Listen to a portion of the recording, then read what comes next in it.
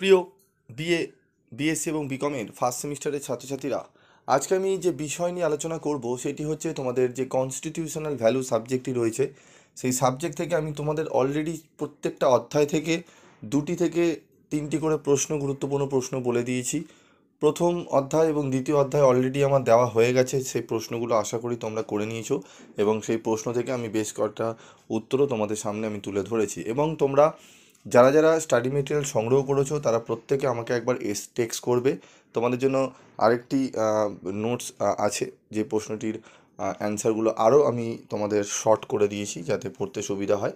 তো যারা নিয়েছো তারা একবার টেক্সট করে নেবে আমাকে, ঠিক আছে?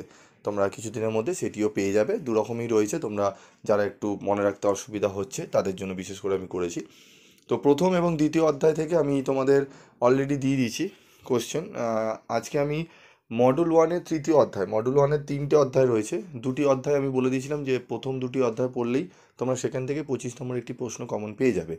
তবুও তোমরা যদি চাও যে তৃতীয় অধ্যায় থেকেও স্যার আমি পড়বো, তো তাদের জন্য আমি বিশেষ করে ভিডিওটি করছি। তো চলো দেখে নিই। আমাদের রয়েছে তৃতীয় চ্যাপ্টার সার্বভৌম, সমাজতান্ত্রিক, ধর্মনিরপেক্ষ, গণতান্ত্রিক, প্রজাতন্ত্র। তো প্রথম 1 নম্বরের প্রশ্ন দেখো, ভারতের সংবিধানে উল্লেখিত ধর্মনিরপেক্ষতা, গণতন্ত্র ও প্রজাতন্ত্র সম্পর্কে লেখো।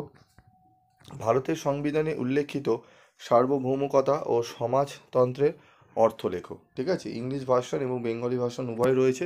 তো এই অধ্যায় থেকে এই 2টি প্রশ্ন পড়লেই আশা করি তোমরা এখান থেকে কমন পেয়ে যাবে। ঠিক আছে, ভারতের সংবিধানে উল্লেখিত ধর্মনিরপেক্ষতা, গণতন্ত্র, প্রজাতন্ত্র সম্পর্কে লেখো এবং ভারতের সংবিধানে উল্লেখিত সার্বভৌমকতা ও সমাজতন্ত্রের অর্থ লেখো। ঠিক আছে, এই 2টি প্রশ্ন যদি ভালো করে করে নাও, এই 2টি প্রশ্ন কীরকম আসতে পারে, তোমাদের আসতে পারে 10, ঠিক আছে, 10, 5 এরকম করে। আবার আসতে পারে 10, 10, ঠিক আছে, 5, 10, 10 করেও আসতে পারে। ঠিক আছে, তো এইভাবে তোমাদের দিতে পারে। তো এই 2টি প্রশ্ন ভালো করে এখান থেকে করে নিলে এখান থেকেও তোমরা কিন্তু 25 নম্বরে একটা কোশ্চেন তোমরা কভার করে নিতে পারবে। ঠিক আছে, তো আজকের মতো ভিডিওটি শেষ করছি। দেখা হচ্ছে পরবর্তী ভিডিওতে। এবং তোমাদের কোন কোন প্রশ্নের উত্তর সহ ভিডিও চাই সেগুলো তোমরা কমেন্ট বক্সে লিখে জানাবে।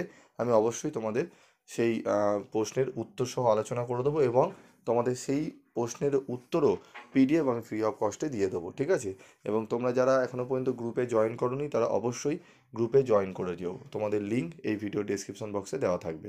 আজকের মতো এটুকুই, দেখা হচ্ছে পরবর্তী ভিডিওতে। সকলে ভালো থেকো, সুস্থ থেকো।